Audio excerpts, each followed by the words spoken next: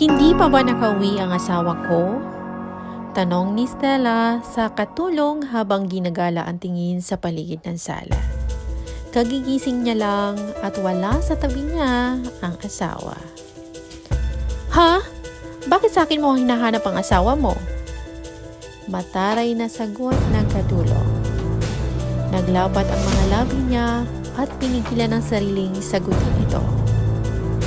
Hindi magkakalayo ang edad ng babae at kung ituring siya ay parang ka-level lang nito.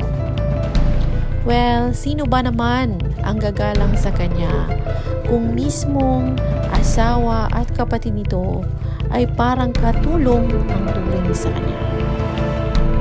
Sa halip na patulan ang pagtataray ng katulong, ay minabuti ni Stella na pumunta sa kusina.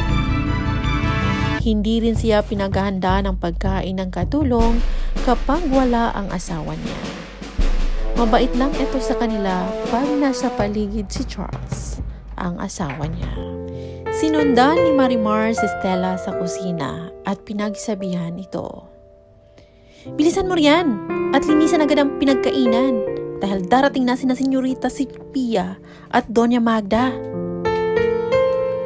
Parang walang narinig na patuloy sa pagluluto itong si Stella. Ang tinutukoy ng katulong ay ang kapatid at madrasta ni Charles. Sa loob ng 3 taon na pagsasama nila ni Charles ay nasanay na siya sa pagmamaltrato ng mga ito sa kanya. Tinitiis niya iyon dahil sa mahal niya ang asawa. Umingos si Marimar nang ayaw siyang kausapin. Hanga na talaga siya sa pagiging martir ng babae or ni Stella.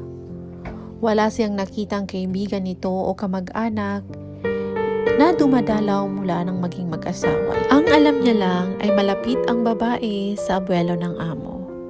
Kaya ito ang napiling ipakasal kay Charles. Hindi pa tapos si Stella sa pagkain nang dumating ang hipag at biyanan. Siya agad ang hinanap at hindi man lang pinatapos pagkain bago magsalita ng hindi magaganda. Alam mo ba kung bakit hindi makauwi kagabi si kuya? Yan ang tanong ni Sophie kay Stella. Sumagot naman si Magda. Paano niya malalaman? Wala namang pakialam yan. Martir na, diba? Tumatawa ng nakakainsulto, sabay agaw sa plato ni Stella at itinapon ang tirang pagkain sa basurahan. Cut! Good day! See you in part 2, aking mga kaibigan. Thank you for watching and God bless you.